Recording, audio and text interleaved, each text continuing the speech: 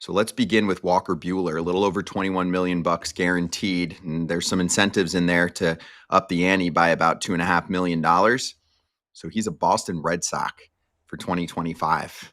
Cam, what do you think about this move for Boston and for Walker Buehler, who had a really tough regular season, and then it all came together for him for the Dodgers in the postseason for the most part, right? We saw him get better as the playoffs went on, and he looked like the usual clutch shove it Walker Buehler.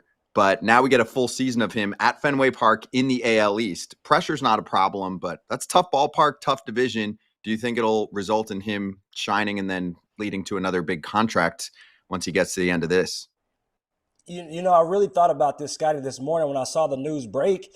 And the first thought that came to mind after, good for him getting his money for 1 year along with the incentives. But, I started to replay the scenario, which was Walker Buehler being hurt throughout the season for the Dodgers. I look back at it from a competitor standpoint, and there are situations where at times you're looking at your team and you're seeing all of these guys banged up, right? At the time you're looking at the Dodgers rosters. And when I replayed in my head, I think there was a world where Walker Buehler may have tried to come back a little early, right? He wanted to be there for his team. So it took him, some regular season woes, some ups and downs to really kind of find himself, really kind of trust his stuff again, really let it go. And you saw down the stretch, in the playoffs on, I wouldn't say limited rest, but being able to come back, bounce back, and then the stuff be there.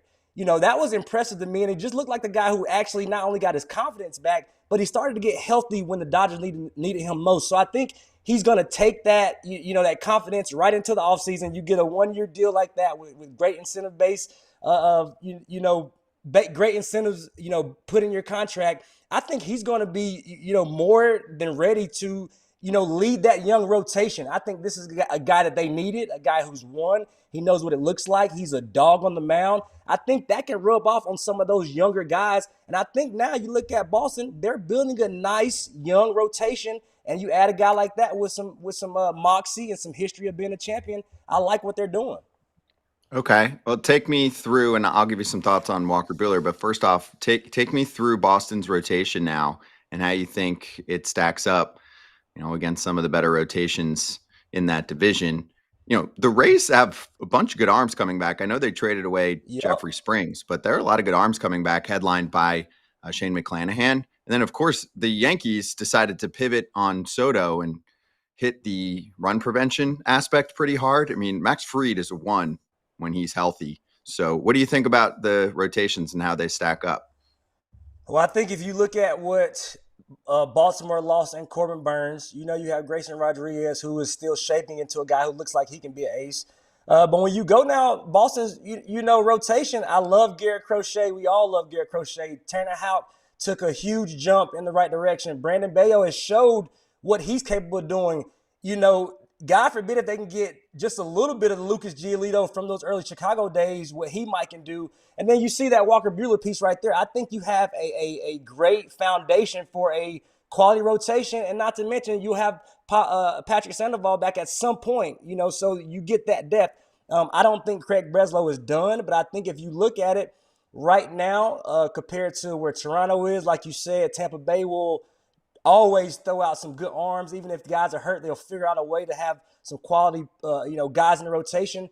But if I look at it, I would say right now, going off experience as well, experience is huge. A lot of those young guys had a chance to get their feet wet and throw a lot of big innings. I like them as the second best rotation in that division. I think the Yankees going out, you got Max Fried, you got Rodon, you got Garrett Cole, you got Hill still. Who am I missing, Scotty? I think you got Clark Schmidt still.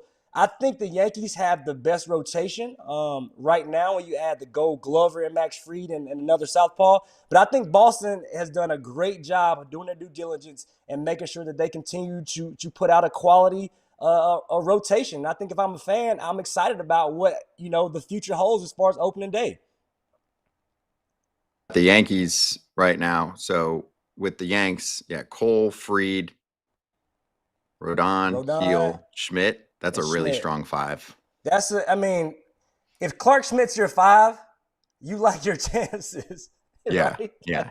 Him and Heel, obviously, we haven't even scratched the surface, you would think, based on the age and the development in the big leagues. You've got Fried in his prime. I mean, you could make a case that Cole is a drop past his prime at this point, but obviously still pitching like a one for the most part. So yeah, they're going to be in pretty good shape, I would say. And But the and Red and Sox, in my mind, honestly, Cam, I mean, I'm not saying they're going to be as good as the Yanks, but to me, what they've done in the last week and a half with Buehler and with Crochet puts them in legit wild card conversation, at least, if not in a fight for the division. And I haven't been confident enough to say that in quite a few years. And now I do feel that way absolutely. with the way the rotation is set up and the way that they've got young position players that did a great job there. I'll keep giving credit to Chaim Bloom because that was his Yep. job to rebuild the team. They've got a lot coming in the pipe. It's one of the best farm systems, and the quality is towards the top, and it's almost ready for the big leagues.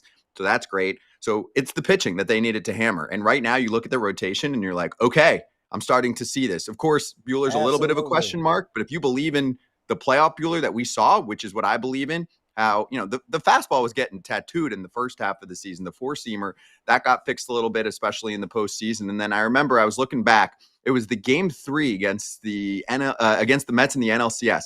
Best drop ever on his knuckle curve, most sweep ever on his sweeper, most fade he's ever had on his horizontal sinker there. So the spin RPMs were up. rates and RPMs was everything up. was Yep, it clicking. was up. It was, yeah, it was all ticking up. So, and again, I think that's just a product like anybody else coming off injury. It takes a little longer for you to get healthy. Even when you're cleared, doesn't mean you're completely healthy. And that's what I think sometimes fans they don't realize when they say, "Guy, hey, he's cleared, he's ready to be back."